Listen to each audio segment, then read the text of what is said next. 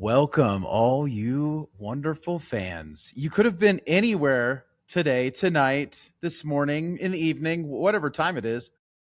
You could have been anywhere, but you chose to be here. Welcome to Ground Zero Podcast. Today, we've got amazing guests with us. But first, let me introduce my co host. I'm Joey Sharafi. I'm Benjamin Rickow. And today, we have a wonderful friend, a man of God, Mr. Jedidiah Tilleo. How are you, Hello. sir? Thank you for joining us today. Before we get into holograms and dolphins, can you please just tell people who you are, not the resume? Give us the story. What got you here? Oh boy. Well, that's a long story. I'm not sure we can do that all in one podcast, but um, we'll start from the time that I was born again. How's that? Because everything prior to that is uglier. But I had a miraculous conversion, Damascus Road experience, as some people call it, where Jesus came to me, and that was how I got saved.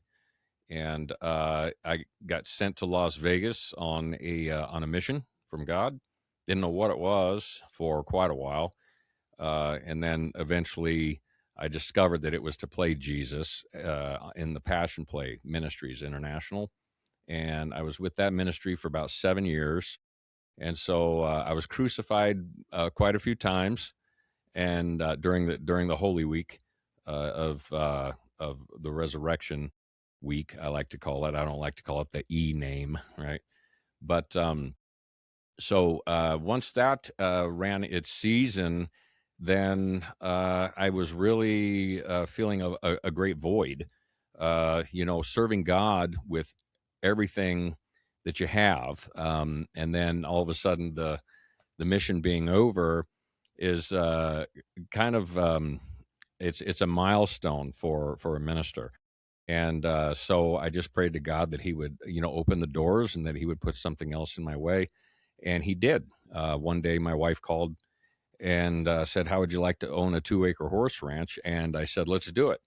I didn't even know what it was. We got to a place called Legends Ranch in Las Vegas. We were still in Las Vegas where I got called, and we said, "Wow, this is more than just a horse ranch. It's got Vegas history, and one of the producers, one of the major producers of Vegas, actually raised his family here, and it has a huge horse barn. So ultimately, we did a barn conversion. We turned the whole thing into a Christian preservation ministry, and that was because I had a dream one night and decided that it would behoove us to create this ministry because we were allowing people to come to our property, mom and pop, to have their weddings. And then all of a sudden, the laws changed and gay marriage became legal. And I said, okay, well, this is going to be a fight, because I don't believe in that. And so in order to do, get a little bit of protection on my side, we decided to create a ministry. And so that's what we did. Got a 501c3, which I'm going to probably roll into a 508 here coming up. And so we stood our ground.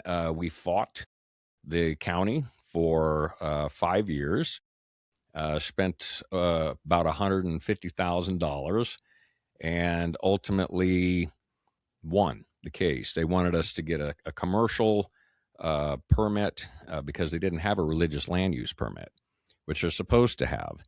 Of course, I had to go through this 5 years and all this expense in order to educate Clark County on federal law. They're very much adamant that nothing stands between them and and the throne of heaven, except I had to prove them wrong. So they didn't like me very much, and I honestly don't know how much they still don't like me. But whatever it is, the federal law ultimately stated that we have a right to be here, and if they don't provide a permit, then we don't need one. And that ended up being a double blessing because without a permit, they literally cannot regulate us. So although we do, not break the law or their things, make sure there's no dust and no noise, we we conform with all of the administrative codes.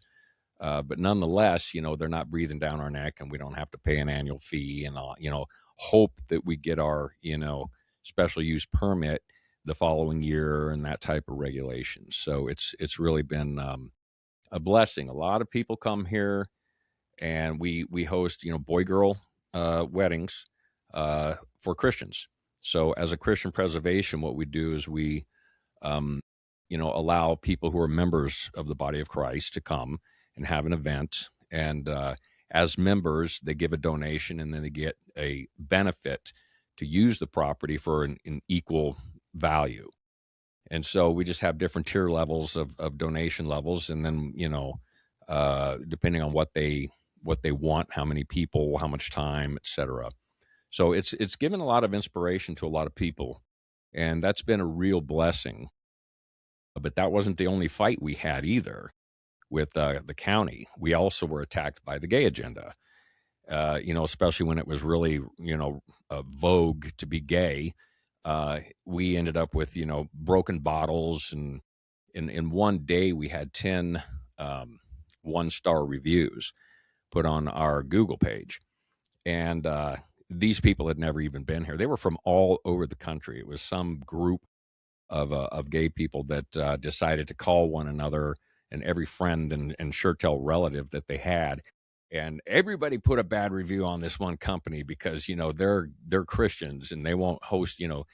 And so we got them all taken down except one, which they actually claimed to have come here for a tour, and they never did.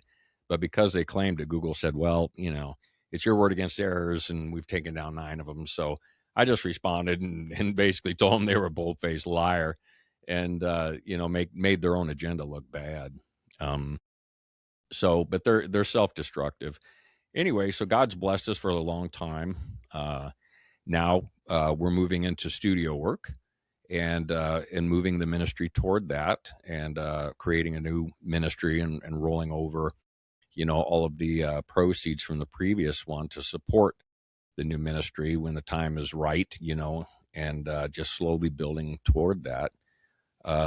Doing more video, and maybe throw some singing in there, and maybe do some touring. Who knows? Nice. Yeah. Love it. Thank you. That's absolutely amazing. And you had mentioned too that you have a specific skill set when it comes to the spiritual side of things. Would you feel comfortable with talking about that?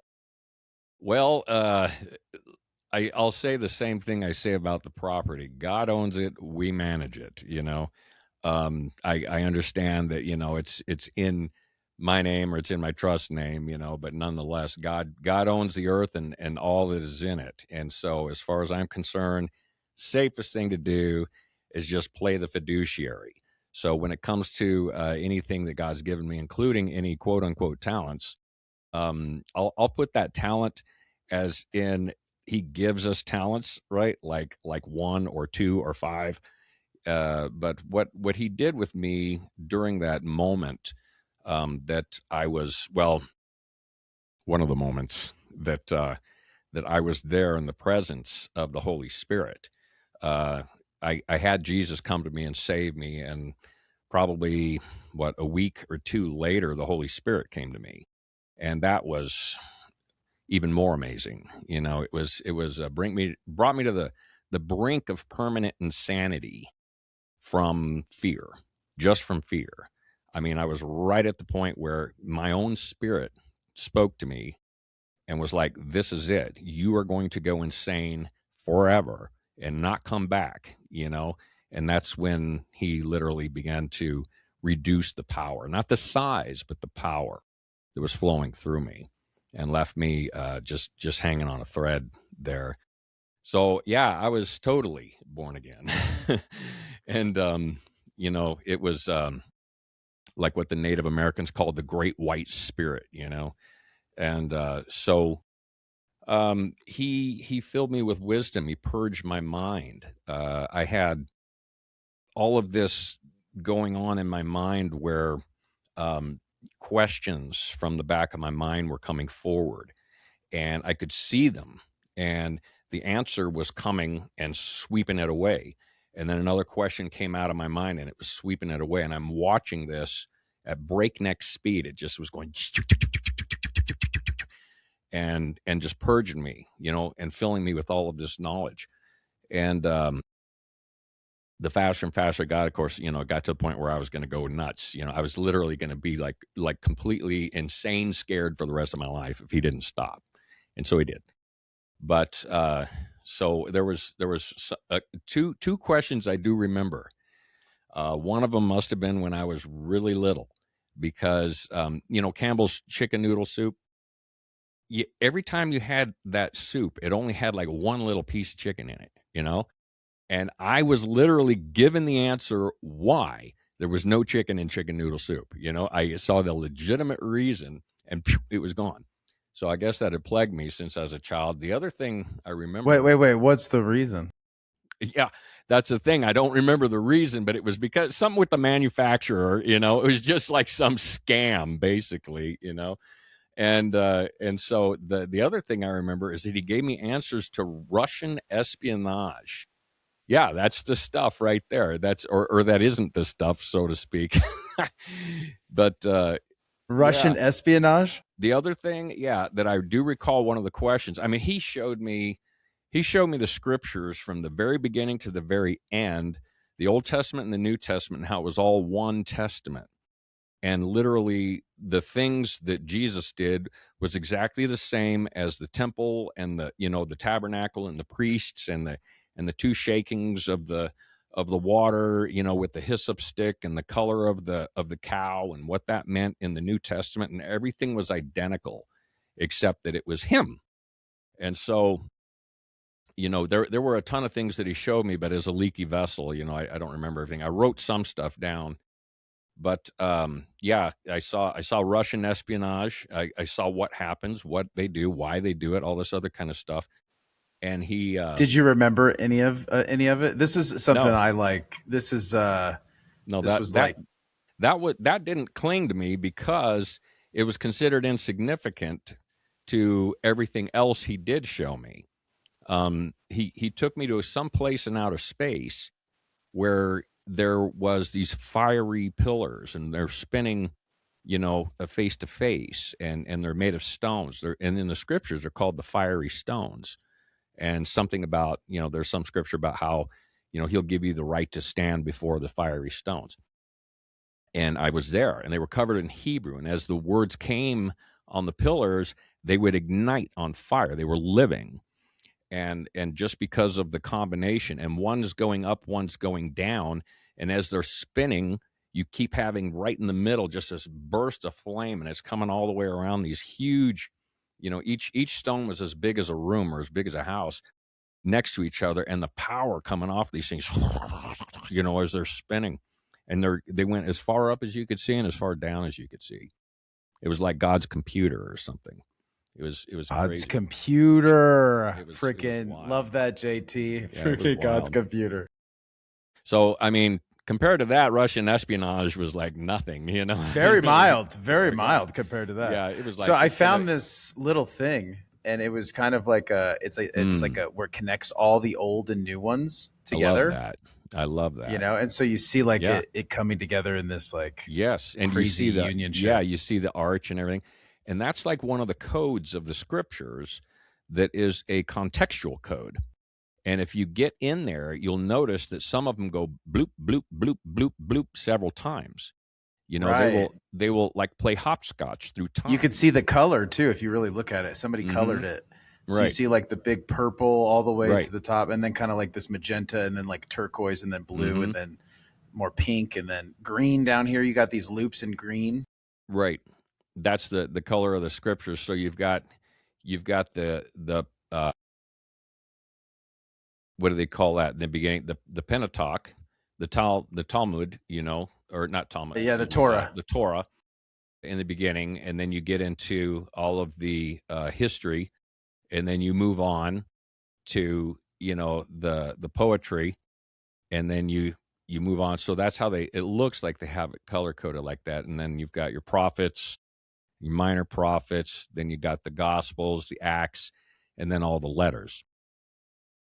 Yeah.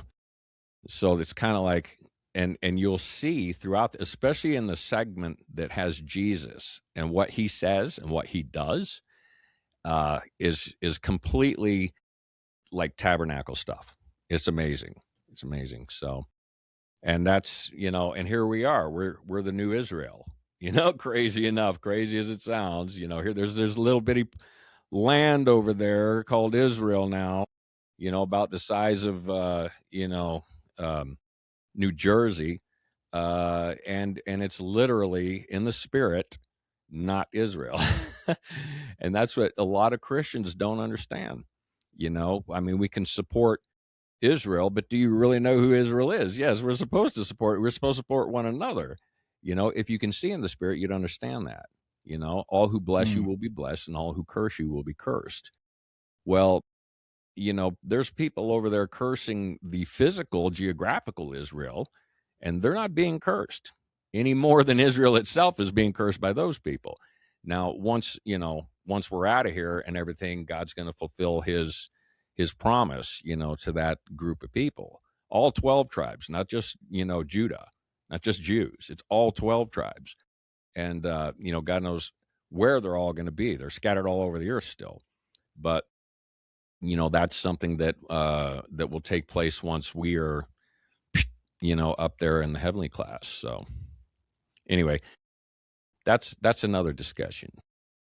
So definitely a part 2 of Right. this podcast with you. Right. I foresee you coming on a couple times, because I'd love to hear about your road to Damascus experience. I'd love to hear about you going insane. Yeah. Like what was driving you insane? Can we talk about that? Yeah, what is that? It was strictly the power of God, the actual presence of God in the Holy Spirit. My own spirit spoke to me. The first time I've ever heard my spirit speak to me.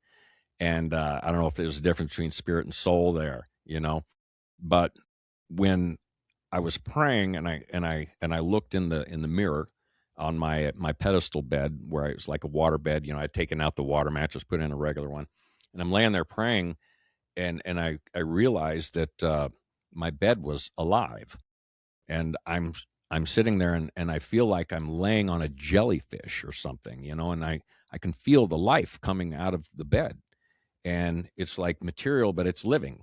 And I look around, and the wood is alive, the whole room is alive, and I can feel my property, like the whole perimeter of my property was like living. I was like in this living bubble, or laying on it. And I looked up for a second in the mirror, and behind me was a sphere. Kind of looks like this light that's just right there in the curtain right now, right? This huge sphere, about the size of a medicine ball. And it was glowing pure white, so white that it was kind of lavender. It had a little bit of lavender to it, and science has recently discovered that is what pure light is lavender. And so it was a confirmation that he is pure light. And so I looked back over my shoulder, but before I could make eye contact, my spirit stopped me, literally stopped my flesh, and said, "Creator of the universe." Don't go past the tree. Yeah, don't go past the big tree where Abraham sits. I don't know if I'd have died or what, but I just wasn't qualified to do that or something. So Dude, I that's sat crazy. there, and I'm thinking to myself, I have never heard of this. Okay, this is completely outside of the box. This is not even Christianity 101 that No, I've learned. this is in Islam. Remember we talked about this, Ben? The night of Abraham, or no, what's his name? Muhammad's journey to Mecca. Have you heard this story, Jed? No, I don't think I heard that one. He gets picked up by this unicorn, right? Or this Pegasus type thing, and he gets flown to Jerusalem, right? By Gabriel.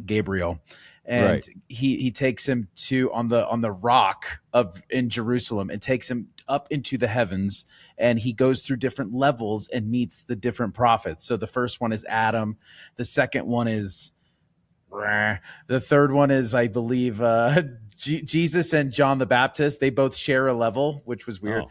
Oh. The other one past that is like Aaron, Another one past that is I'm not getting them all right, but it's Moses and then eventually Abraham, and he's chilling at this tree.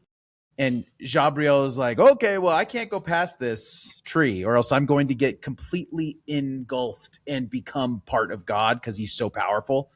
So I can't go past the tree. So the angel said to Muhammad, you have to go and connect, but I can't because then I'll be sucked in. So that just kind of reminded me of like the all-encompassing power, or the complete opposite. Have you ever seen a movie by Kevin Smith? Yeah. Where if you go into like Alanis Morissette, who plays like a female version of God, and if she speaks, your head will explode, right? Because the power is so strong and you can't withstand it. So when she just says anything, the angel's head explodes, the bad angel. So there's two sides of that.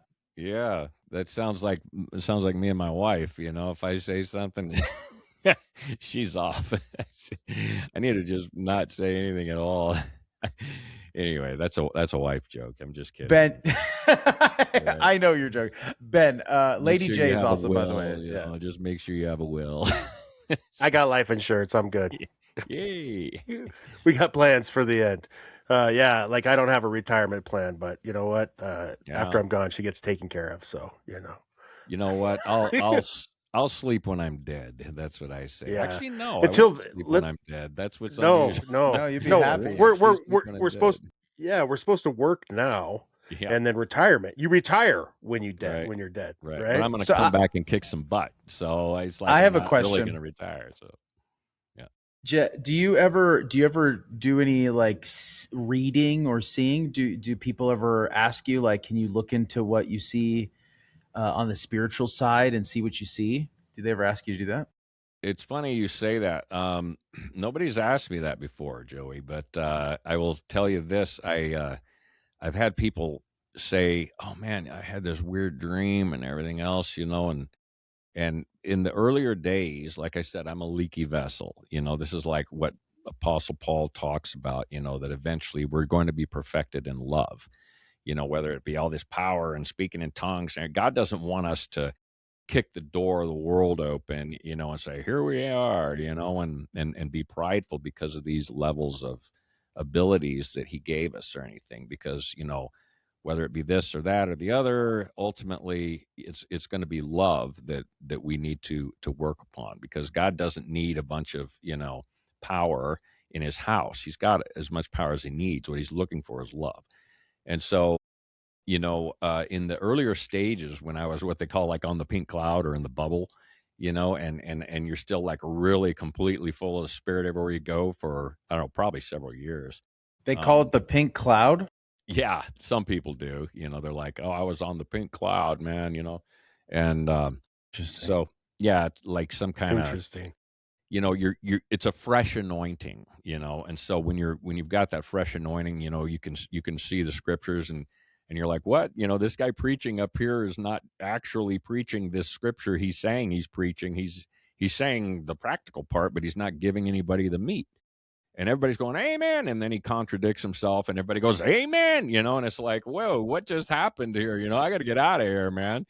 You try to talk to the guy and he curses you out, So anyway, yeah, I had people early that said, they had this dream and it was crazy and, whatever. And they start telling me about the dream. And it's almost like, as they were telling me the elements of the dream, they were saying to me what it meant.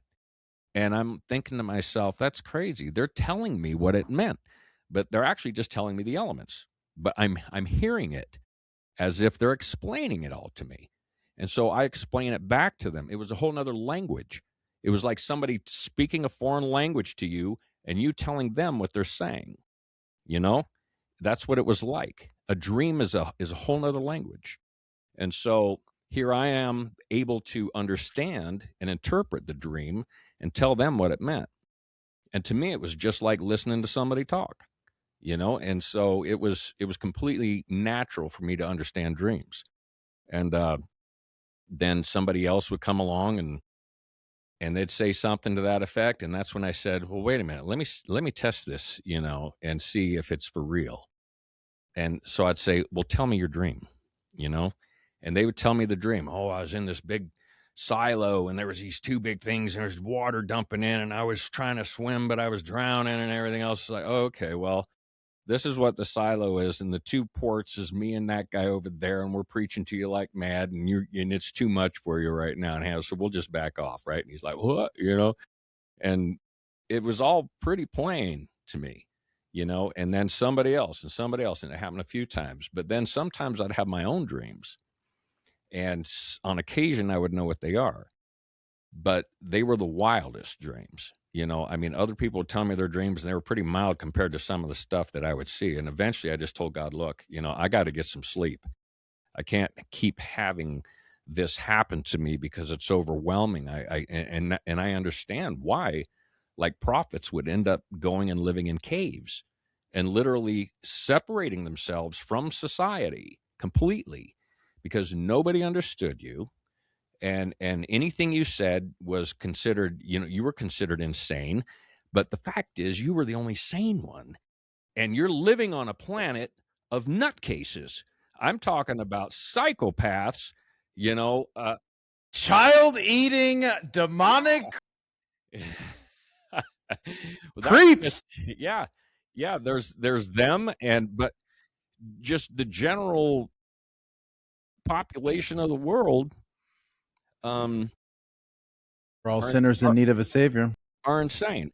And it's funny because I can sit there and I'm watching, we did this film, right? Here recently, just very recently, we just ended. I'm still recuperating from it actually, but we were on the prayer call with Ben. Actually, he was praying for us during that one scene. Awesome. Remember that? I think it was day 2 that we were. Yes, and so, I'm watching these people, mostly from like South America, Central America type people, and they're all completely hooked on the game, and it's the soccer game. And I'm thinking to myself, and and I tell them this. I'm like, "Oh, look, what are you yelling about? Must be something serious, And oh well, Mexico just did this and that, and I'm like, really? I'm thinking this is a political thing. Mexico is piping up, and there's going to be some kind of Mexico's pulverizing Sweden right now. Yeah, oh my God! Wait, what? Going, you're great. You're kidding me. Oh man, here comes Armageddon. World War III. Yeah, yeah. And it's actually it's FIFA World Cup. Yeah, it's a soccer game, right? And I'm thinking to myself, okay, this is too much, man. People are buying. Oh, look at that guy. Man, he makes millions of dollars a year. I'm like, oh, how much of your money did he get?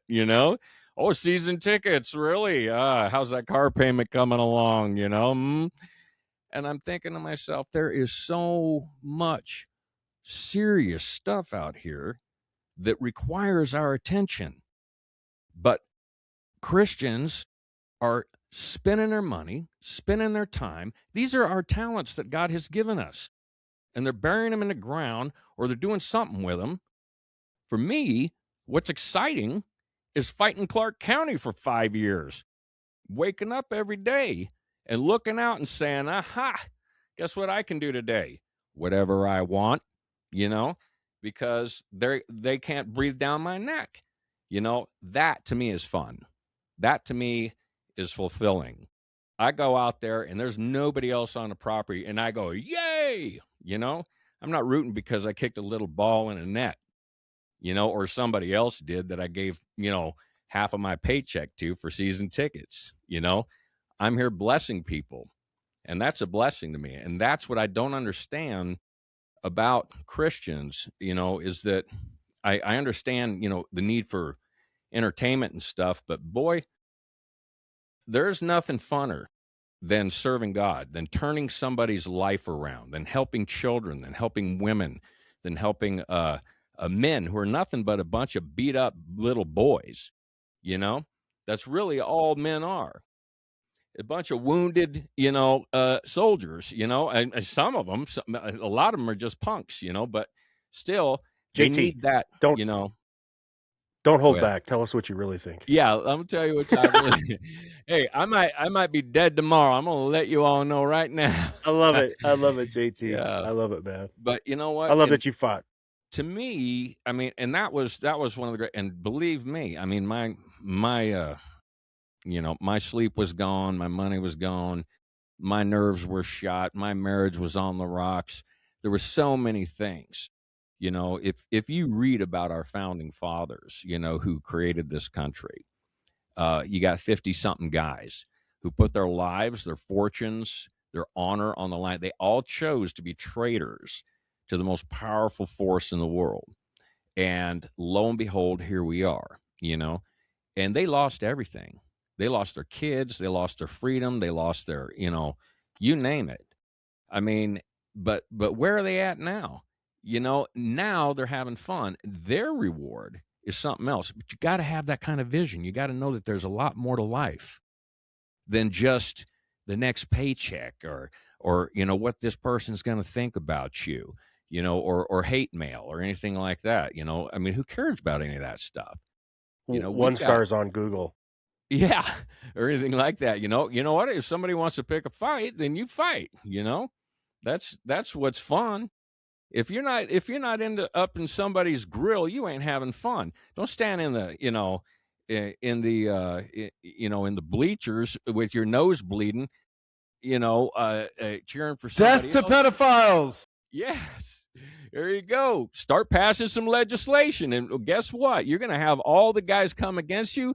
Really? You're going to come against me because you think pedophiles deserve to live? What do you think is going to happen to that guy's reputation? Now that's fun. Watching his reputation go in the toilet, while he's trying to smear you, Yeah, they usually do kick themselves on the way by. Yeah. Kick their own selves in the butt. Yeah. Tush when they're walking by. Kind of show their own colors when they're trying to get on you and smear on you. So I love it that you stood up for marriage. I love that. Yeah. I think it's great. I want to bring something to your attention that something happened recent, and I want to get your guys' view on it, if you could let me just for a second. So July 1st, a traditionalist Catholic group called the Society of St. Pius, also known as SSPX, consecrated 4 new bishops in Icone, Switzerland, without the Pope's permission. And so yesterday, the 2nd, the Vatican responded, and the Vatican declared that SSPX to be a schism and stated that the sacred ministers of priestly fraternity of St. Pius X administer the sacraments unlawfully, and that the sacrament of penance administered by them and marriages solemnized by them are invalid. So lay faithful who formally adhere to the SSPX are themselves considered schismatic and excommunicated. So 6 bishops totally were automatically excommunicated. The SSPX claims 1,500 members across 77 countries. The ruling renders invalid the sacraments offered by society's 751 priests worldwide. So here's a little historical context. So the SSPX was founded in 1970 by the French bishop Marcel Laubivière in opposition to modernizing reforms of the Second Vatican Council. So canonically irregular status for nearly 40 years. So 1970, it was founded, rejects Vatican II reforms. 1988, Labourev consecrates 4 bishops without Rome's permission, and then they were excommunicated. In 2009, Pope Benedict lifts the excommunication, tries to bring them back. Under Francis, some concessions were granted, like confessions and marriages were recognized. Then May 13, 2026, the Vatican warns SSPX not to consecrate new bishops. Pope Leo issues personal letter, I pray for you because to tear the seamless garment of Christ is a sin of extreme gravity, is his letter that he sent to them. July 1st, 2026, SSPX consecrates the bishops anyway. July 2nd, Vatican declares full schism. So, I mean, the issue is that the modernization of the Mass, Latin than vernacular, the what is the ecumenism, the ECUMENSISM, dialogue with other religions, ecumenism, I'm not sure. So Dignitatis Humanae, the Council's declaration on religious freedom. So SSPX their argument is that the church went wrong at Vatican II. So we're the real Catholics. The Pope isn't. Woof. And the Vatican argument is you don't get to consecrate bishops without the Pope's authority. That's the definition of schism. So the craziest detail is that the 4 candidates pronounced their oath in Latin, even pledging to fight against the schismatic heretics, in a paradox that didn't go unnoticed. So the bishops are being declared schismatic, swore an oath to fight schismatics in the same ceremony that made them schismatic. So I would love to know, you watch this stuff. What do you make of the fact that the Catholic Church just formally split for the first time in decades, and it's over the Latin Mass in Vatican II? Well, it's really not the first time that the Catholic Church has ever had a split, but of course, you had the whole Protestant Reformation, which was started by Catholic. That was a pretty big deal to call them out on whatever it was, 50 something odd issues, that I don't think they've rectified, nearly all of those. There's been lots of Catholics that have said that this Pope is a heretic, that he not only is heretical. I mean, as far as Protestants are concerned, Catholics are doing heretical practices as they are. But as far as Catholics are concerned, this Pope is even heretical because he's going against their own teachings, whether, other people consider those teachings heretical or not. I mean, maybe he's less heretical now that he's not going against their heretical teachings. I don't know. But it's like, you're heretical. No, I'm heretical. No, you're heretical. Yeah, and they're pointing at each other as the whole pile gets thrown into the cauldron, right? So is this what happens in like how the Talmud was made? Like, because it's pretty much Rabbaic conversation, and I feel like this is kind of a little bit of the Catholic version of this, only we don't have a whole other scripture of this. This is just kind of being slung now in the media now. It's just now letters are now being sent through the media instead of. No, it's incredible how many similarities there are between the Jewish, Talmudism or it used to be called Yahwism, right? When they actually were, Yahwists, and righteous, in all of the, early days. And then as the Talmud went from one guy's opinion to an entire encyclopedia of all of these, I mean, it's thousands of pages long. And there's actually a couple different. There's like the Jerusalem, right? And there's the Babylonian Talmud. Right. So it's like there's a few different versions out there. Now, if you look at Catholicism, you'll see a lot of the same thing. Now, if Catholicism actually was a schism in itself, they separated from the Orthodox, and the Orthodox ended up growing into something that wasn't the first church.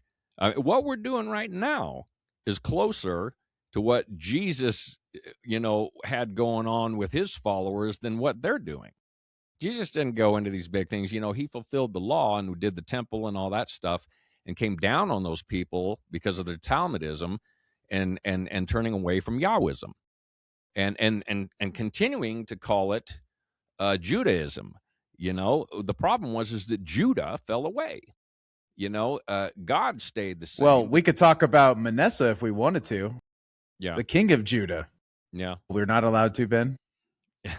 No, we can talk. I'm just shaking my head. He's like, no. Man, Manasseh was crazy. We can keep going downhill. I mean, for sure. Let's talk about it. But again, we're speaking. Oh, what was that? It's okay, Ben. Go ahead and fix it. Is this the Gong Show? What was that? Ben was like, "Let's go downhill," and then it all went downhill. It's hilarious. It sounded like so I got a question though. So Pope Leo, an American pope, right? Less than 2 years in, he's already facing his first major schism. What do you think God is doing here with this timing? Boy, there's a lot of things that are peaking right now. The whole 2030 kind of end of the age type of thing. A lot of people were saying, well, 2020 we were all supposed to be wiped out, and then now they're saying, well, 2030 is the next one.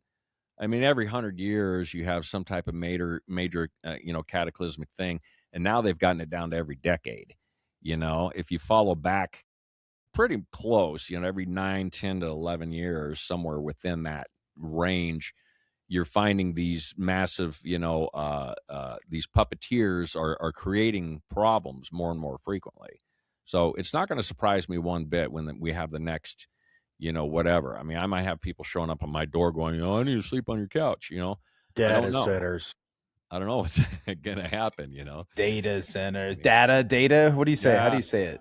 Is it data or data? Well, it depends on if you're from California and New York or if you're from the rest of the world.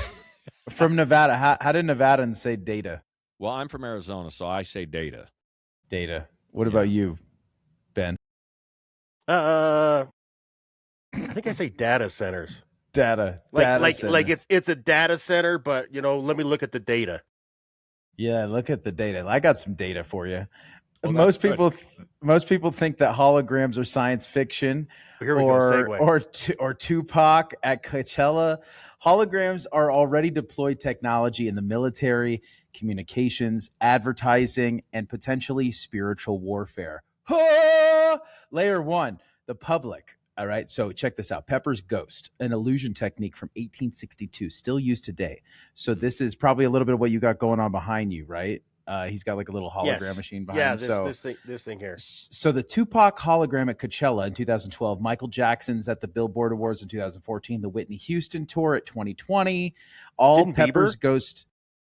I think he did do that. I think at Coachella he looked at himself as a kid, or I don't know how they did that, but all Pepper's Ghost variations. So not true holograms, but what people think holograms are. True holography. How are we saying this? Holography. True holography. Dang, I don't know if I've ever said that word. Invented by Dennis Gabor in 1947, this won him the Nobel Prize in 1971.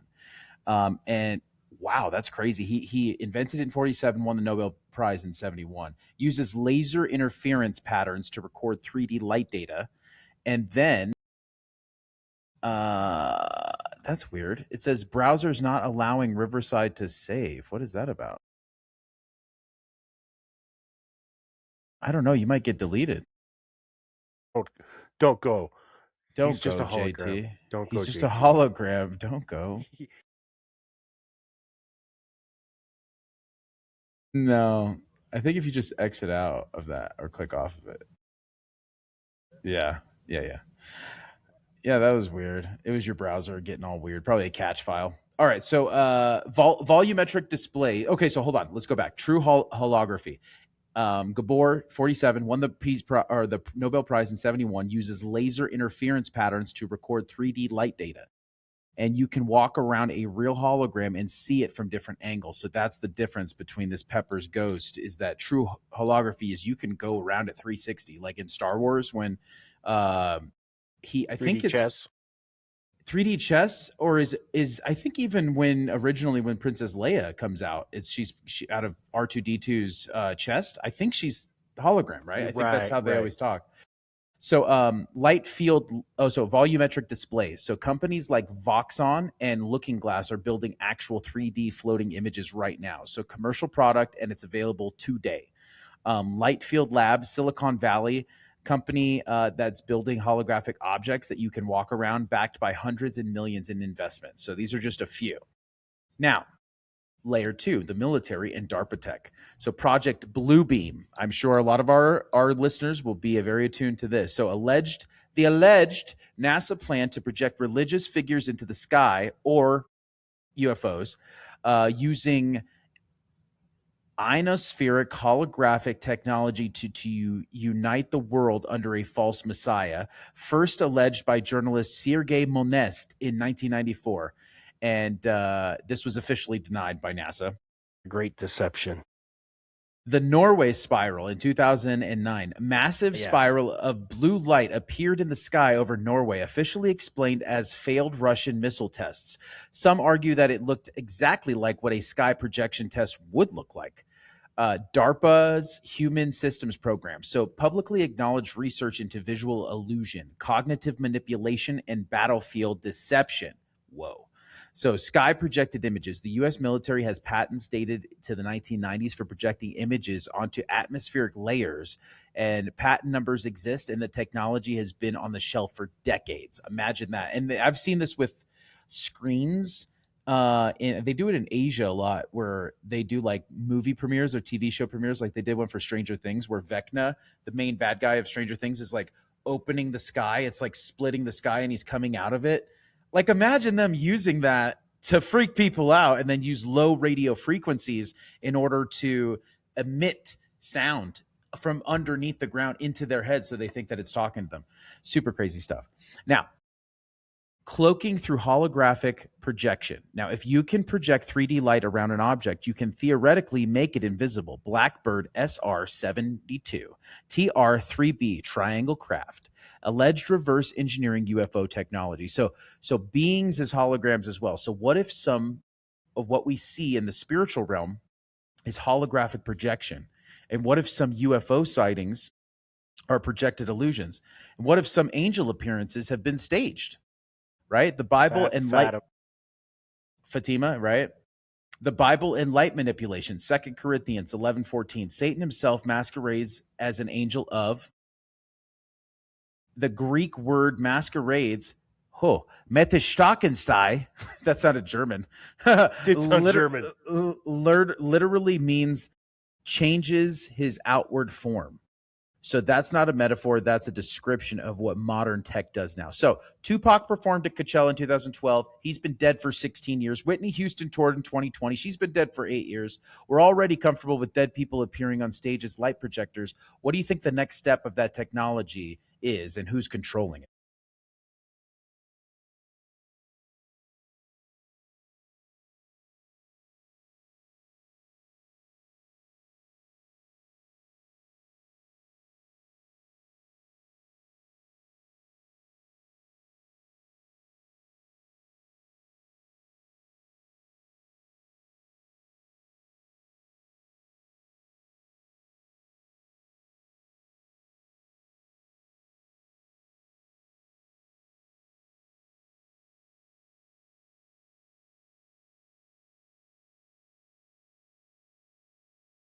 Have you heard about like people in Vietnam seeing like dragons flying around or demons flying around when they got certain goggles or something like that, or they were sleep deprived? I'm trying to figure out what exactly it was that happened, but multiple people were seeing flying lizards in the sky over Vietnam during this time. Do you hear anything about this? And is that at all connected maybe in some way? And these questions are for you too, Ben.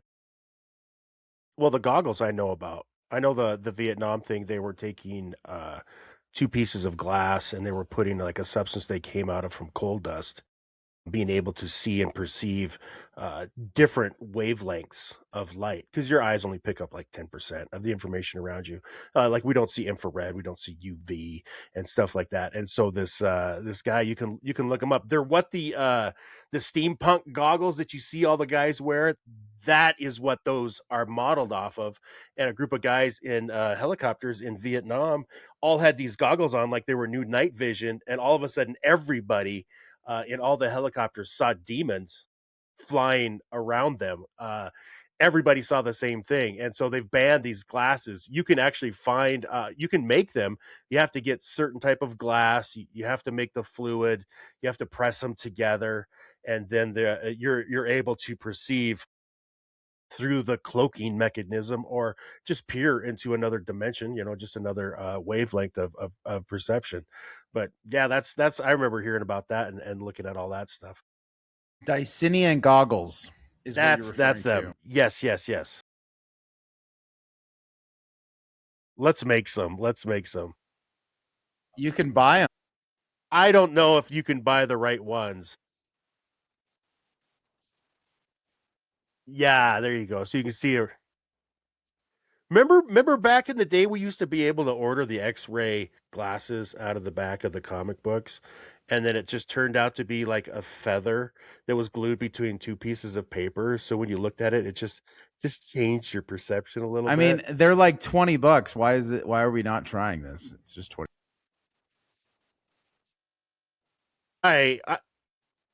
I'll tell you what, you guys do that. I'm gonna get with my buddy. I'm gonna get on the deep. Look at this one. I'm gonna get on the deep. There you go. This was $349, dude. Check that one. That's the one I want. $349. I was gonna go deep diving on the deep web, and we'll find a couple pairs. These all look fake, except for yeah.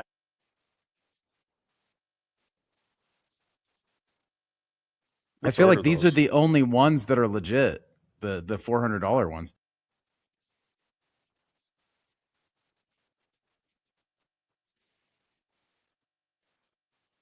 I'm gonna go get.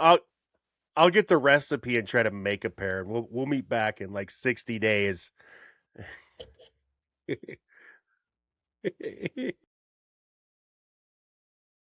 uh, I just made windows. I'll just make windows, like a big pane of glass we can look through.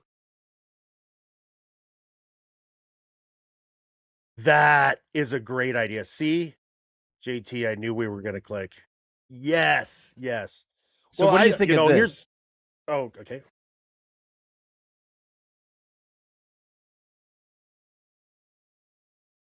Man, So what do you I'll think of be this?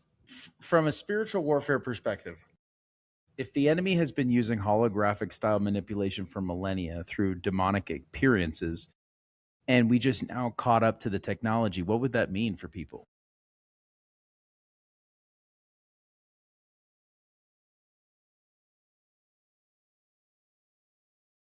like from a Christian standpoint.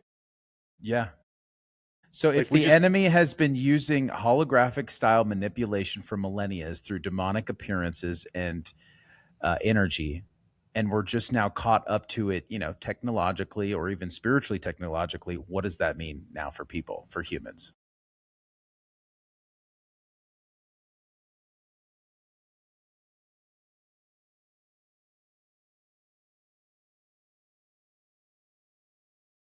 Well, see, that's the thing is kind of like, do bad spirits use bad people to interact in the real world? And are they using holograms in order to hide themselves?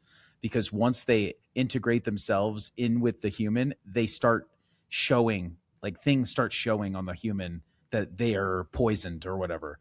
So they use holograms in order to hide and disguise their little bumps that start popping up, or their jagged teeth, or like their big black eyes, whatever it is. It all come in different ways.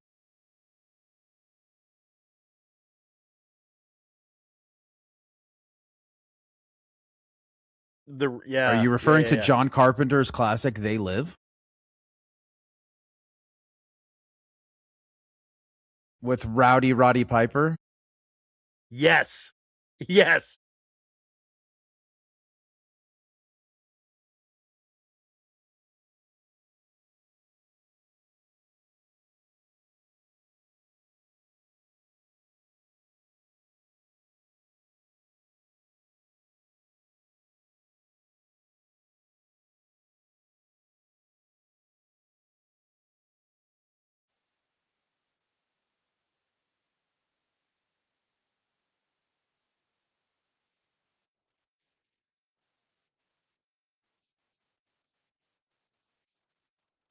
No, it's a great movie, classic.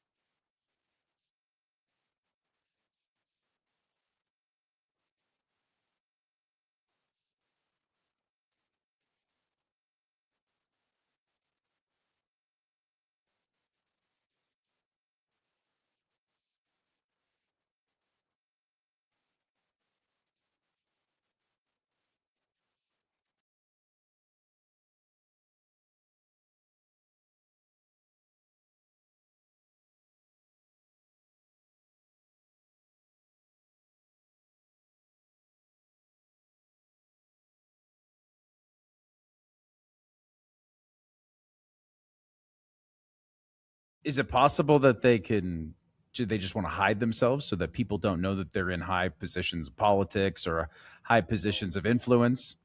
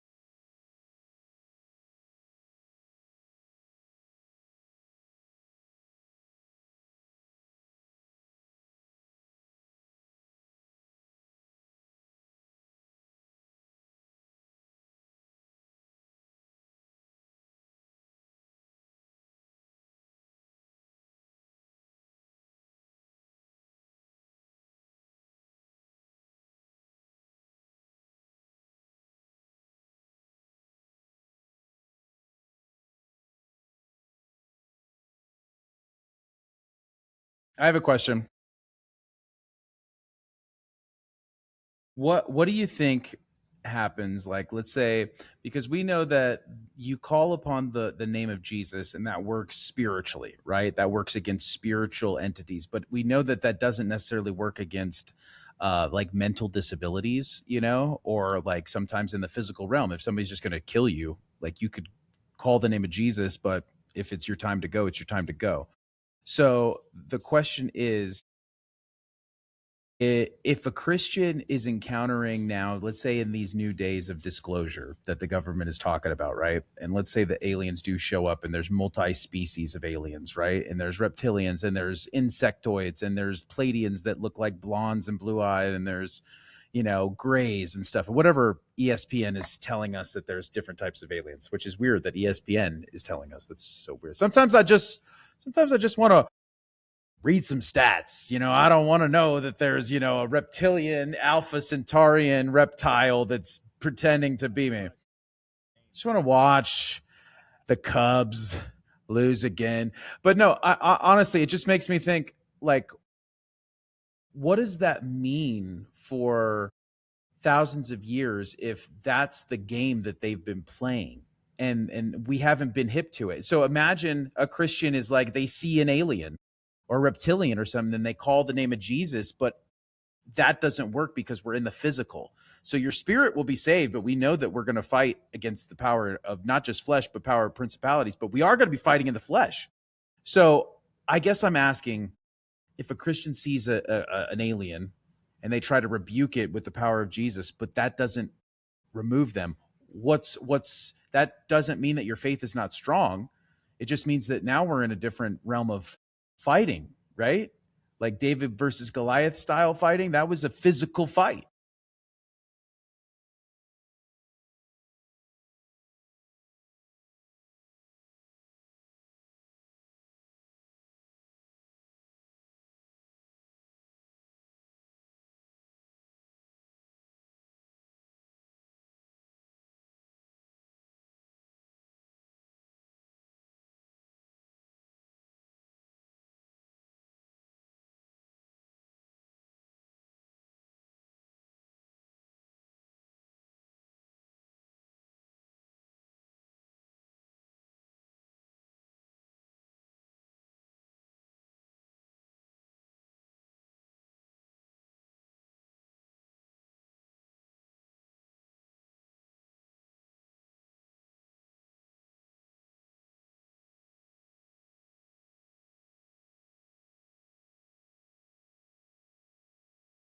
It wasn't me. It was the devil made me do it.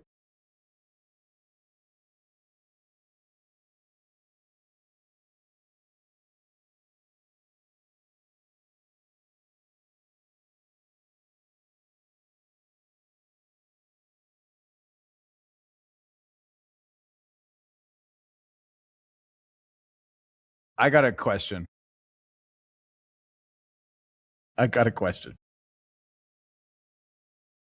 So what are you doing if you see it? If you see an alien, you rebuke Jesus, but the alien's still there. Are you freaking going sword? Are you shooting it? Are you going with the sword? What do we do? Are we talking to it? Are you going to try to talk to it? Talk it down?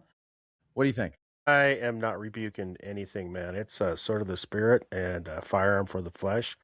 I'm Russian. I'm You're gonna go. You're gonna go I'm take full it down. I'm full blitzing. This is an opportunity for Great charge. Great charge. Yeah, I'm gonna lay hands on it swiftly and repeatedly. I'm gonna talk and then it. I'm gonna tell them about grabbing Jesus. it by the neck. After I get a hold of them, you know what I mean? It's like, let's go. Because all your mind tricks and your games and whatever.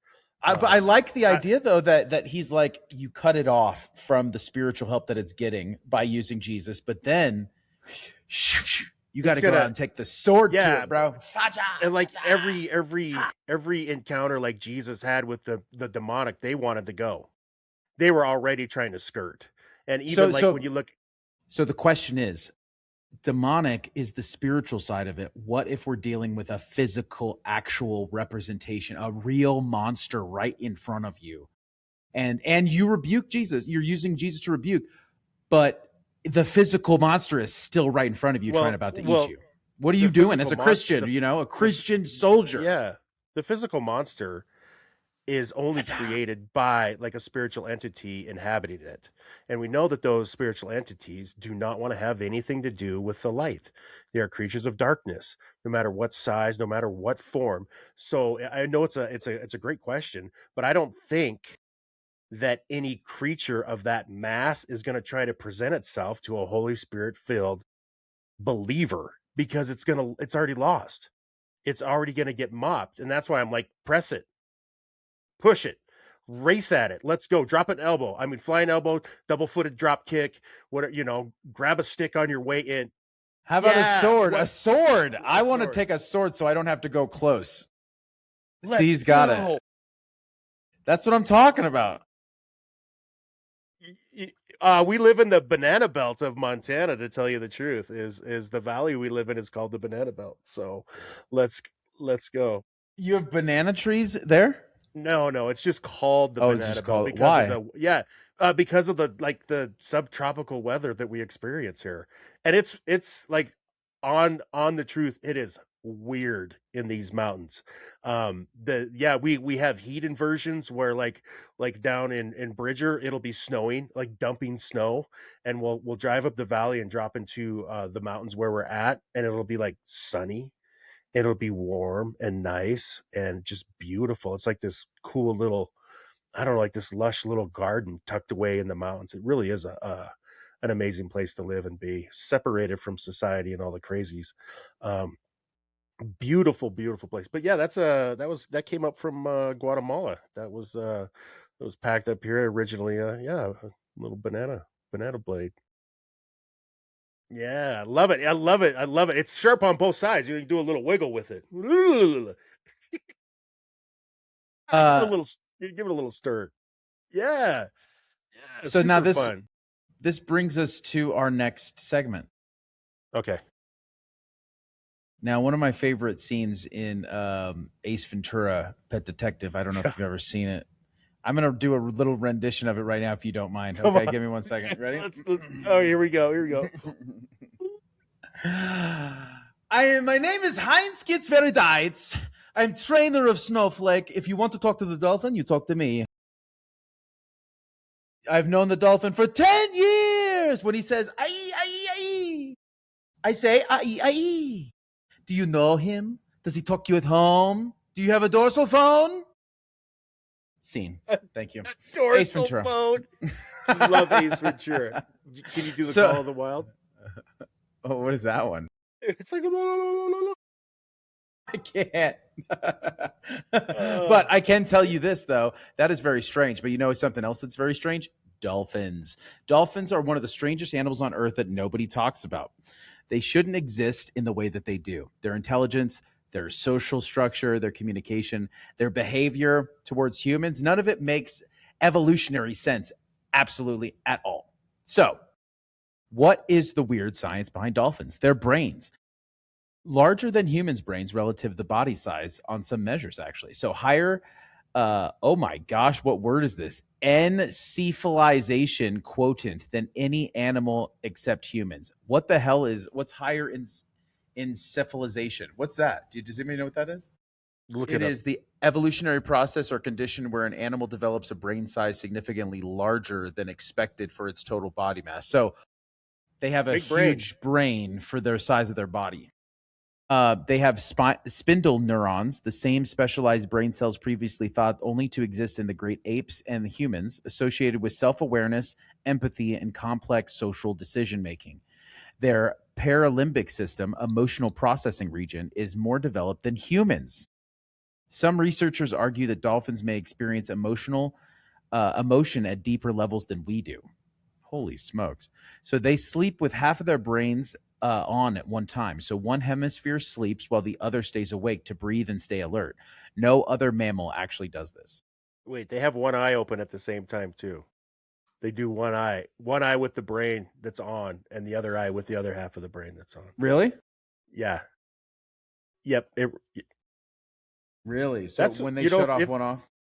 If they're really emotional, that would be why the ocean is so salty. It's filled with dolphin tears.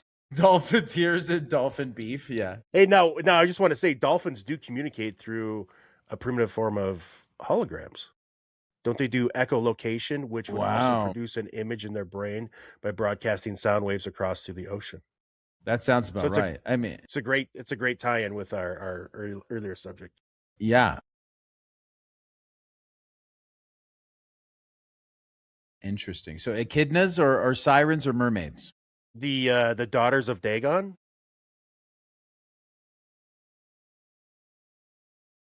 Could be probably one and the same. I was like, if yeah, I know. maybe both. Yeah, pulled a little.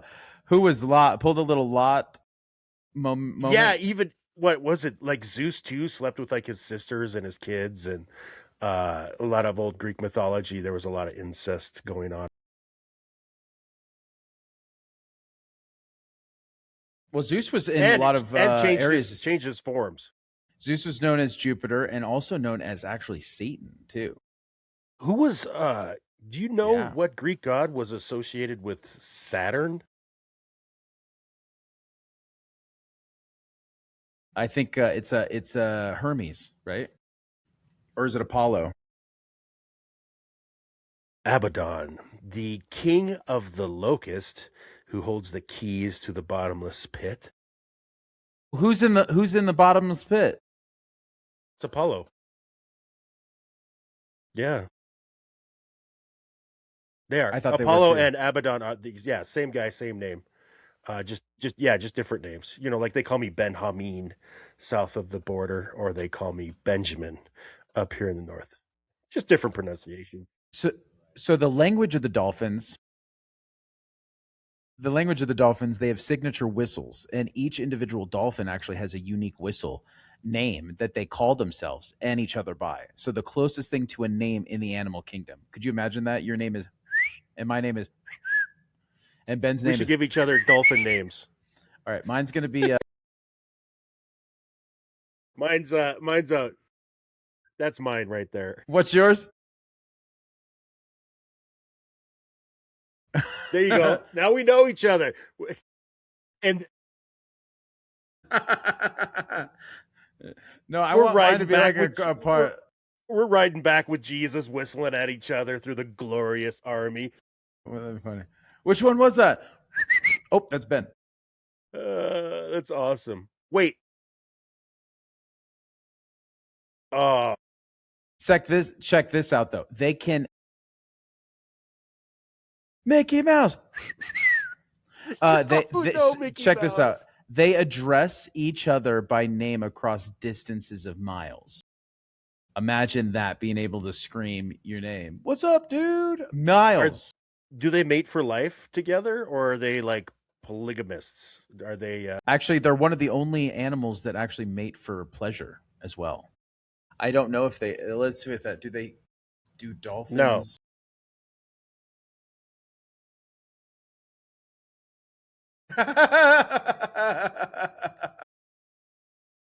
Do they And- stay and with an their- orca- dolphins do not stay with romantic partners because they are not monogamous. Instead, monogamous. Monogamous. I'm like, how do I say that? You've been Monogamous. reading other big words. Yeah. Instead, I've never heard of monogamous before. What is monogamous? Monogamous. What No, is dude. monogamous? Yeah, some people would say it is. It's instead of forming lifelong couples, they live in dynamic fission fusion societies where group sizes and compositions frequently change. Both males and females will mate with numerous partners throughout their lives. Now check this out. While they do not have permanent romantic pairs, dolphins form incredibly strong, long-lasting friendships with same-sex companions. So male bottlenose dolphins often form bros. tight-knit romances or alliances of 2 to 3 males that can last for decades. These partners hunt together, defend one another, and cooperate to cohort females, which significantly increases their reproductive success. The dolphin wingmen. Just whistling for all they're worth together. Now, females also build strong social bonds with their communities, though these are typically more loosely structured and complex compared to rigid male alliances. Mother and calf, the only permanent long-term bond in the dolphin world is between a mother and her calf, which typically stays together for 3 to 8 years until the young dolphin is fully independent. So that's very interesting. Now, the other part of their language is the recent AI research, Google's Project SETI and others, is now attempting to translate dolphin communication. Preliminary results suggest that a grammar structure is available. So Dr. Denise Herzing has spent 40 plus years working with wild spotted dolphins and reports what she believes is an intentional two-way communication attempts. Now, there's another aspect to this is the telepathy. Okay, so coordinated hunting across distances where they can't see each other and nobody's vocalizing. How are they synchronizing? These are questions. Group turns and dives that have happened in perfect unison with no acoustic signal detection before the movement. So John C. Lilly in the 60s argued dolphins communicate telepathically using sonar like brainwaves that transmit information directly. And Dr. Lilly's experiments, including the infamous LSD dolphin communication work funded by NASA and the CIA, remain one of the strangest chapters in American scientific history. Hey, what do you say we give a bunch of dolphins some acid? Or I think they were taking acid and then trying to communicate with acid dolphins. and trying to. Well, I've done that with trees. So how did that work out? I'm one with nature. I'll tell you what. I am a tree. I'm a tree right now.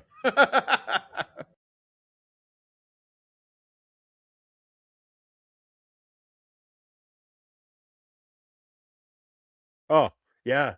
Yeah. I've heard the story of the guy who started taking acid and then his dog witnessed the gospel to him and he became a believer.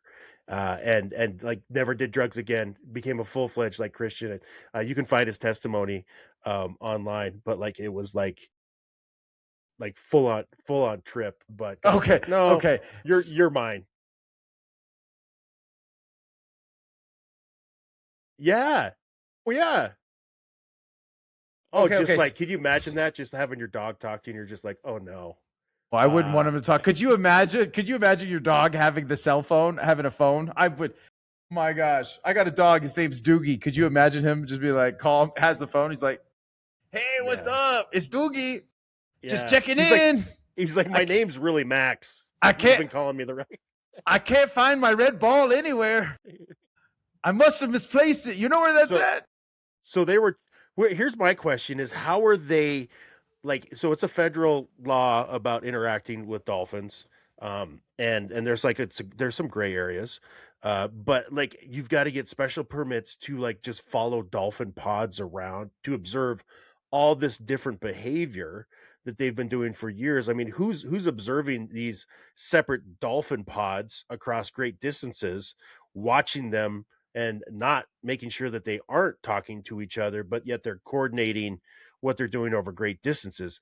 I would love to see the actual data on those studies because it sounds wild. But then you know they are taking NASA, LSD, CIA. So I wanted to talk about that. So they actually Yes. did give the dolphins LSD, and then the humans were taking LSD too.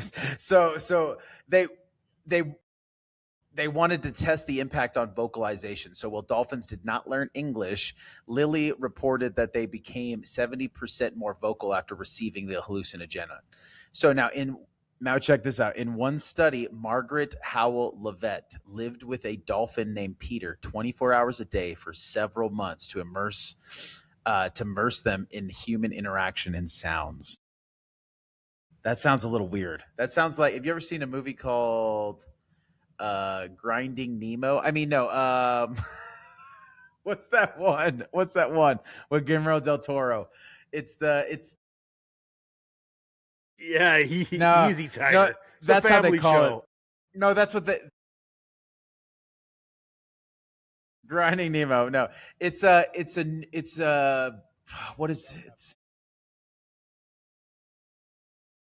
Toro Schism movie. What is it? It's the Fishman movie.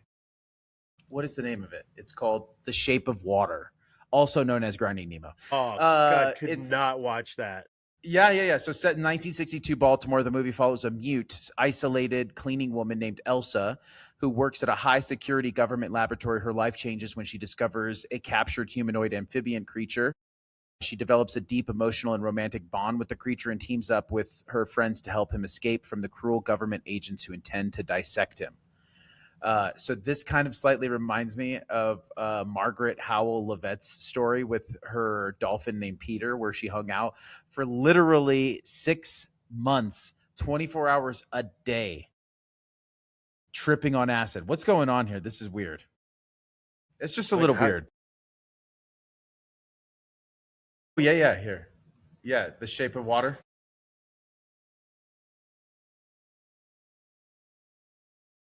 No, this one's like super Del Toro, like kind of creepy Pan's Labyrinth style. Let's see here. Let me throw this up. Do you see? He is like Swamp Thing. She was.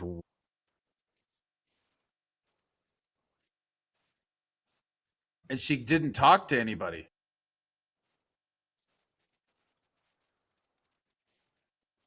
I mean, every so often, I think, yeah. No, some of each, yes. Right. This is Frankenstein. A little jacuzzi tub action. Look, did he give her gills? Or I don't know what he gave her, something. Maybe scratched her?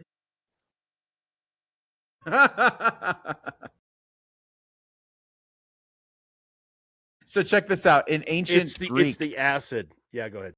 In ancient Greek, Dionysus and the dolphins, this story. So he was kidnapped by pirates, and Dionysus transformed them into dolphins.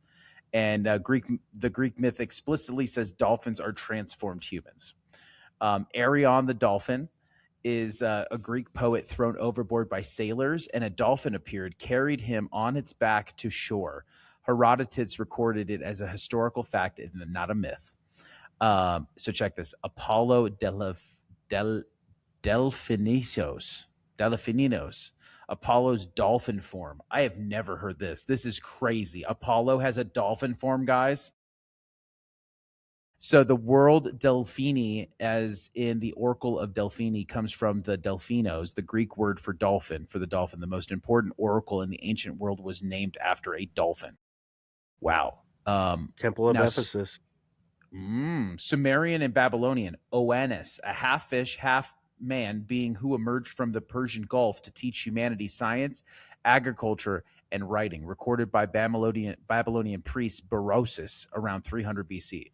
So Sumerian and Babylonian, they talk about a half fish, half man who taught them stuff, which reminds me of the echidnas and the sirens and the mermaids, and that's what it reminds me of. King Triton. So the Maori and the Polynesians, they say Pelorus Jack, a dolphin who guided ships through the dangerous Cook Strait in New Zealand from 1888 to 1912. 24 years of consistent behavior. Granted legal protection by an act of parliament, the only dolphin in history protected by law. Pelorus Jack. Wow, he was guiding ships through a dangerous Cook Strait in New Zealand from 88 to 1912. Wow. The Maori lore says that dolphins are tenwa, supernatural guardians of the water. The Amazonian, because yes, there are dolphins in the Amazon, if you guys didn't know this. They're like pink dolphins. The pink ones? Yeah. So the pink river dolphin, also known as the boto. Amazonian folklore says that the boto transforms into a handsome man in a white suit who comes ashore at parties and seduces women. Children conceived by this unknown father are called the boto's children, believed still to be active today. That's some Apollo stuff. Apollo would show up as a dolphin. Like? Yeah, what do those kids look like? And are they popular? In a white suit with freckles, right? Because he's a spotted dolphin. Remember the white suit? Remember JT, the pale man? He's supposed to wear the white suit. Interesting.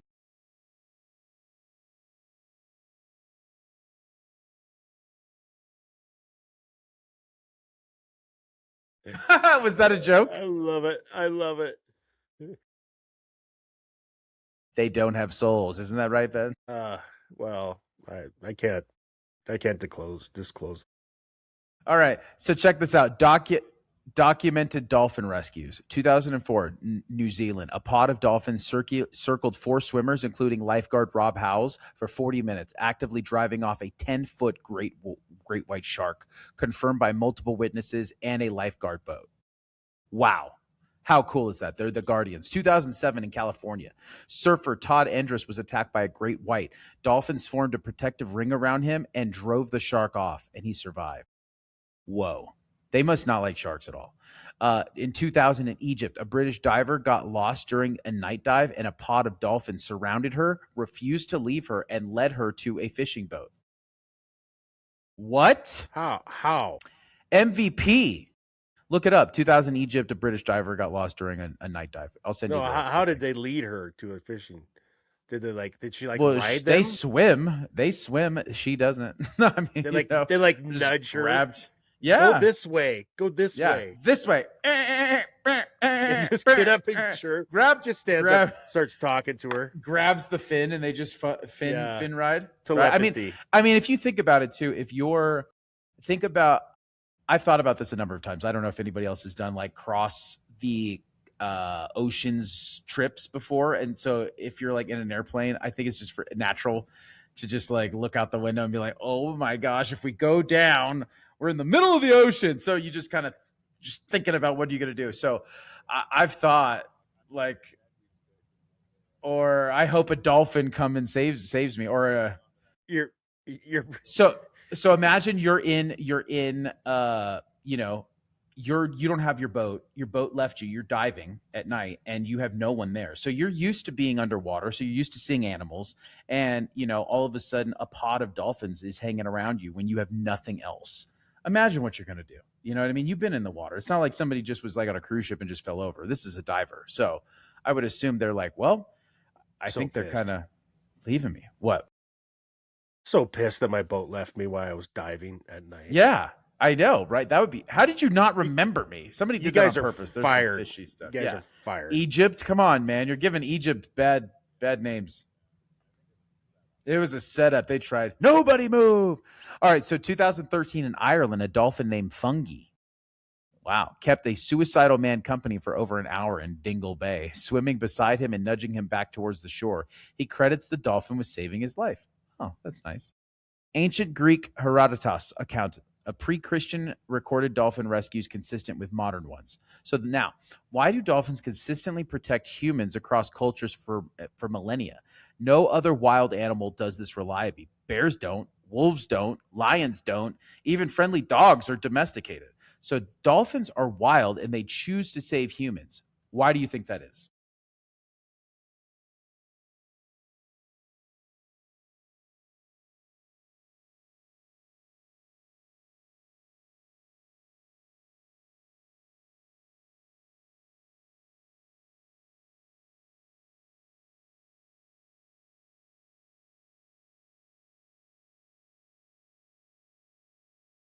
Trauma state.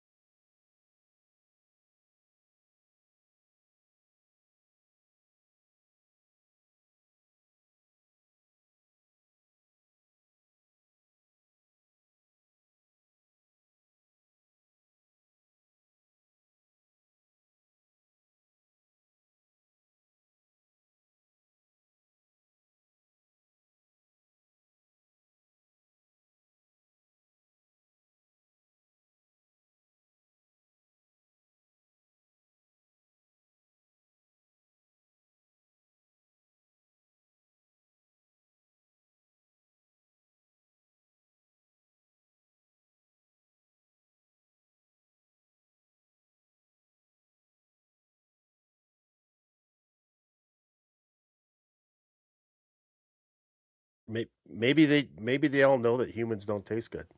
Too many preservatives, But like orcas, they're dolphins, and they actively hunt great white sharks. They have documented orcas diving deep, and then they'll come up underneath a great white and punch it in the stomach, flip them upside down. Yeah, and then the great white's done. But it also there's sleeping, right? It could Yeah, die, I think, right? If it doesn't get flipped over. yeah, yep. But they do talk about, like, I've heard, like, I haven't heard, but there's always that underlying feeling of like a pod of orcas, like, or killer whales, hunting people and swimmers out there. And so them being dolphins and slightly predatory because they will actively hunt seals together. Um, do you think that, that they're just like the evil cousins? That has there been any orca on human Yes. encounters that Yeah. they've eaten people? Oh, I don't know if they've eaten. I think they definitely drown them. I don't know if they eat them for sure though, but they'll drown them.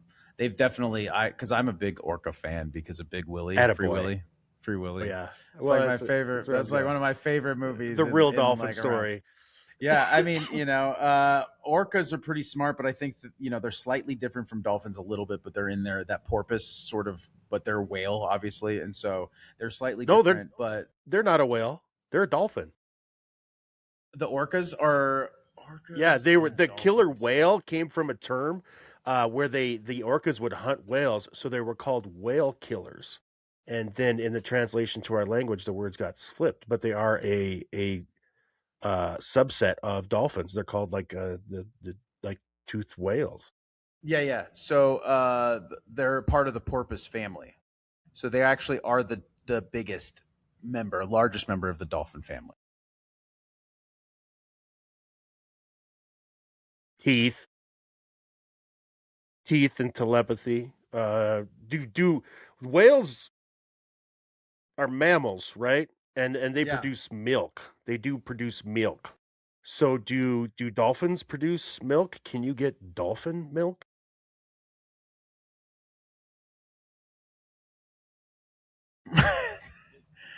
So I so check this out. Check this out.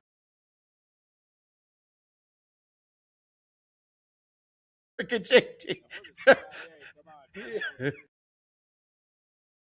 after you give them LSD, you need to milk them because I that's the want sacred LSD syrup. laced dolphin milk. Why is this so hard to get my LSD laced dolphin milk? All right, check this out. So they're called cetaceans. Cetaceans. That's what they're the porpoise. So they're classified as toothed whales, right? All dolphins are classified as toothed whales. So whale refers to a larger cetacean, and while dolphins refer to a smaller, highly agile member of the dolphin family. So such as an 8-foot bottlenose dolphin or even an orca, the largest dolphin. So the differences between dolphins and larger whales are blowholes. Whales have 2 blowholes, whereas dolphins only have 1. The diet dolphins use conical teeth to catch individual fish, squid, and crustaceans. Larger whales are often baleen whales, filtering thousands of pounds of tiny krill and plankton using fibrous plates instead of teeth. And then their size and shape. Whales are bulkier and travel alone or in small pods, holding their breath for long periods. Dolphins are streamlined for agility and swim in large pods, breathing very frequently. So they're pretty much pretty much cousins, and I don't know if anybody's evil or at all. I wonder if there is major what is it reports of orcas eating people. I do know that orcas will eat one of their main things that they eat, which is pretty crazy if you think about it, is in Alaska is moose. Tell me why you think that orcas eat moose. They like the horns. Moose is great. Any Moose is idea delicious. how are they going to get a moose? When it walks across the ice, do they make breathing apparatuses out of like seaweed, and then they make a beach head, and then like they travel and actively hunt the moose on ground? Well, that's very interesting. You were close. I thought you knew what you were going to say, but then you went kind of like in a weird spot. But it's okay. No, the moose will dive deep under in the ocean or in the water, and they'll to eat seaweed. I swear to you, it's so weird, but moose will actually dive into the bottom of a lake and eat seaweed. And guess who they get eaten by? An orca whale. That's why moose are on the orca's diet in like Alaska. I swear. It sounds so weird and so stupid, God. but I swear The it's first true. picture that comes up is a moose diving off a cliff. Telling into you. the water. Yes, they're bad. They're BA, dude. Mooses are crazy. Like, can you believe that they do that?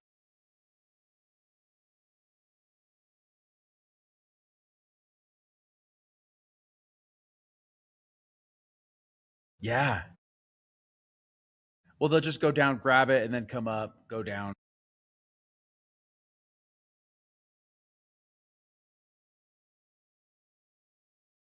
Wow. Check this out. There have been zero verified historical reports of wild orcas killing or eating humans. Zero. Oh, but definitely in captivity, they have killed them, but they don't eat them. Yeah, if a tree falls, if a no, that's what we said. Zero verified reports. Who's the guy that got in the big fish? Do you think he was in a whale? Jonah?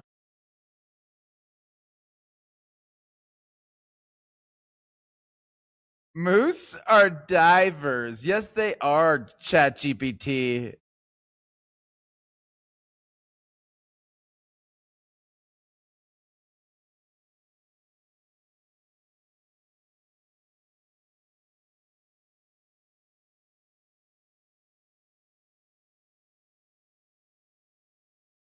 Isn't that nuts? Is that crazy? I always thought that was a nuts story.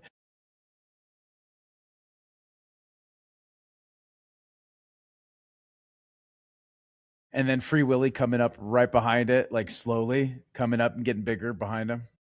So check this out.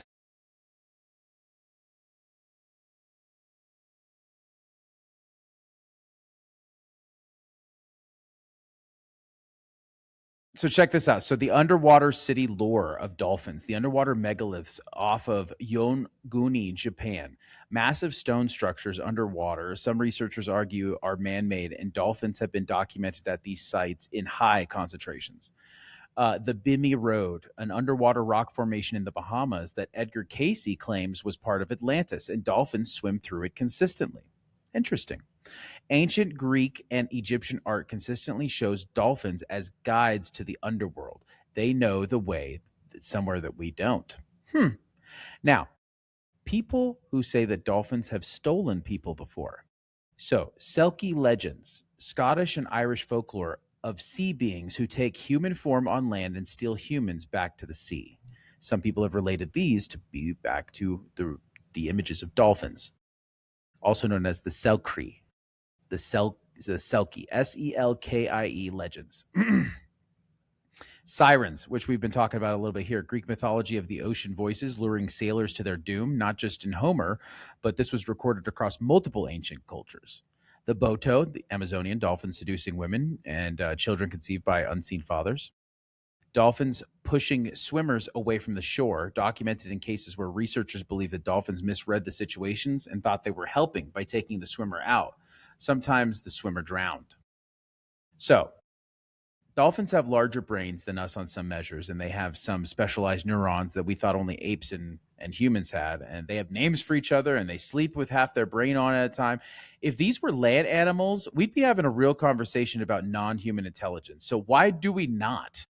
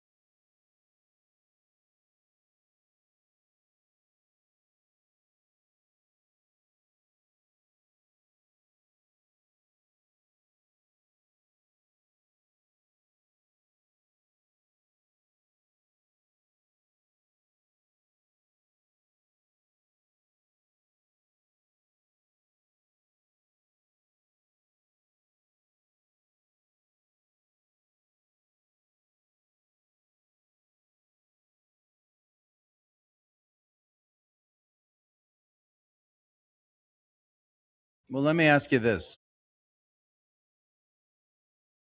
Exactly. Now, from a spiritual standpoint, if there are intelligent non human beings in the ocean and every ancient culture treated them as spiritual figures and modern research keeps confirming their intelligence, what are we actually dealing with? Are they animals or are they something else?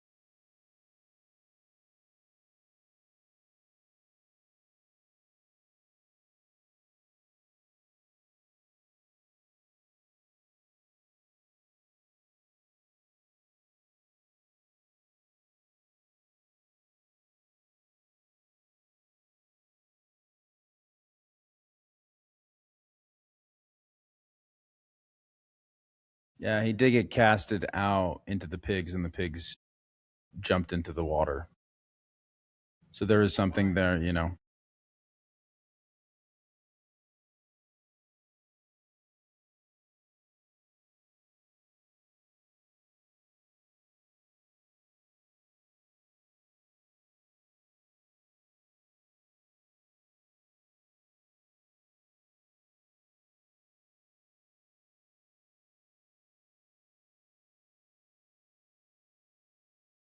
We've talked about this a little bit on past shows. Is underground bases, and so actually the Navy built underground bases under the water, starting in the '60s, and they still continue till today. I mean, it's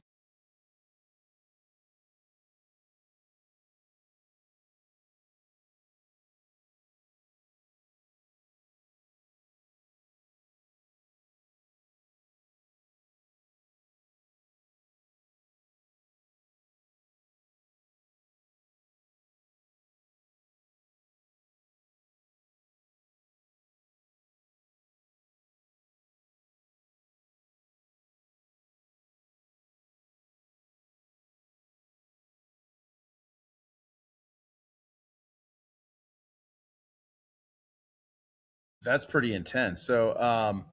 So now, Jed, you've walked in ministry, you've been in the presence of God, you've seen what humans and spirits actually do. Tonight, we talked about holograms, dolphins, telepathy, and ancient civilizations, and how the oldest cultures treated the sea as sacred. Now, if you had to leave the people with one thing that ties it all together, what would you say?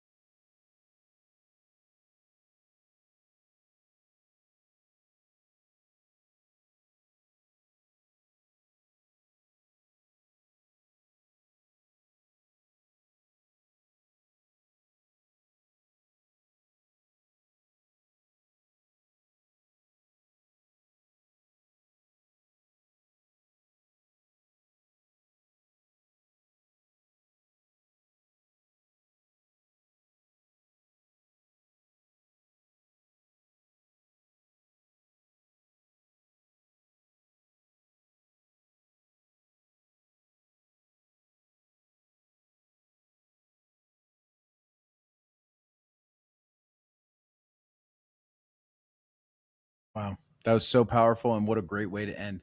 I'm Joey Sharafi. And this was a great episode of Ground Zero. Please follow us on Spotify, on Ben on Twitch, on TikTok, me at Jay Sharafi on Instagram. And JT, we hope to have you on again, man. We really appreciate you.